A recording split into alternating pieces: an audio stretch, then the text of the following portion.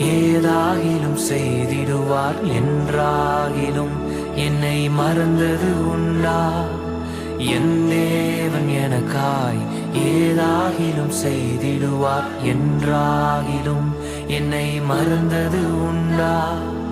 என் தேவன் எனக்காய் ஏதாகிலும் செய்திடுவார் என்றாகிலும் என்னை மறந்தது உண்டா?